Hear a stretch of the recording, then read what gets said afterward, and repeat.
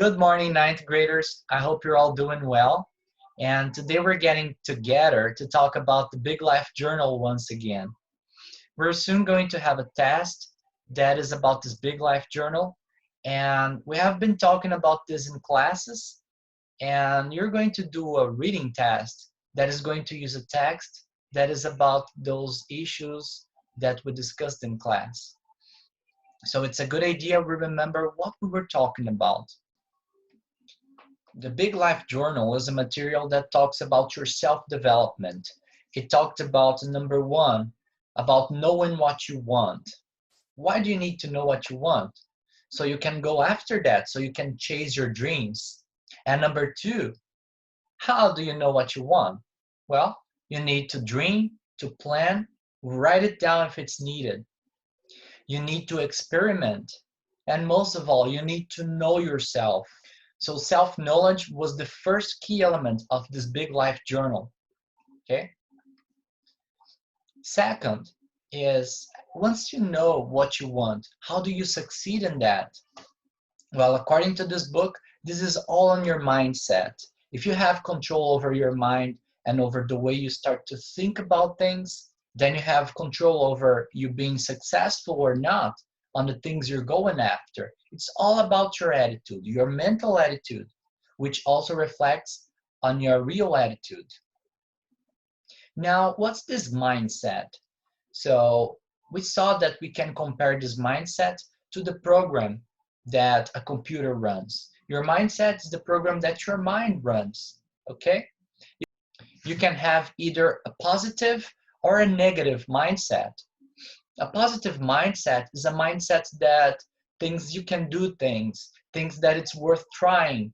It's a mindset that sees in failure the opportunity of learning, while a negative mindset is a mindset that thinks that things are not worth trying, and that failure is depressing, and therefore you should not try things so you don't feel depressed. How do you control that? You can choose your thoughts. It's something that demands a big power of your mind, but it's something you can train, okay?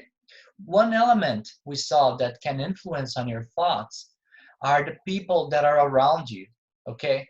So the way people around us think and behave also influences on our thoughts, our behavior, and our mindset if we are more positive or negative. And another element of our mindset is what we talk to ourselves. It's our self-talk. What's the self-talk, the self-conversation? Is this about speaking alone to myself in front of the mirror? It can be, but not only that. All the time we are thinking, we are making mind comments about stuff.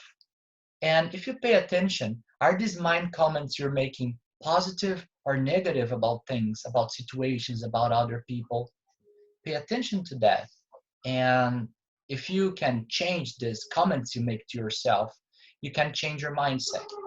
You can make it more positive or more negative, okay? Now, this was the second this was the second important point that we saw in Big Life Journal, how to succeed, having a positive mindset, okay? So now we're going to read one passage of Muhammad Ali, which should be an example of a positive mindset. Well, follow my reading. It's the repetition of affirmations that leads to belief. And once that belief becomes a deep conviction, things begin to happen. That was said by Muhammad Ali. Now, there's a little story about him. Follow my reading again, please. Picture this, in a sport where fists do the talking and silent masculinity reigns, a man with quick wit, poetic gift, and exuberant confidence fought his way to success. He was born Cassius Clay and transformed himself into Muhammad Ali, the greatest boxer in history. He was not the strongest, he was not the biggest, but he was the best. How do we know it? Because he said so. He began with a thought, repeated it, and let belief follow after. Another quote by Muhammad Ali. I figured that if I said it enough, I would convince the world that I really was the greatest.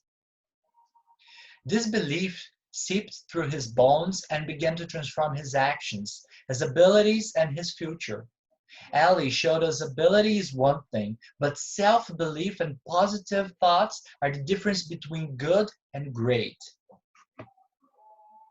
So, if we try to understand some elements of this little text we read, what made Muhammad Ali successful? It was your self-affirmations. His self-affirmations helped him change his mindset, made him believe, and the other people believe that he was the best. So these affirmations are a tool you can use to change your own mindset. So that's what Big Life Journal is trying to bring you, okay? Why do you need to change your mindset to be more positive? So you can achieve the things you want, okay? On the evaluation that you're going to do shortly, you're going to have a text, and this text is going to have some questions about how well you can understand what is being said there and how you can relate this to the Big Life Journal. I hope you can all understand what we're talking about here and you have a great evaluation.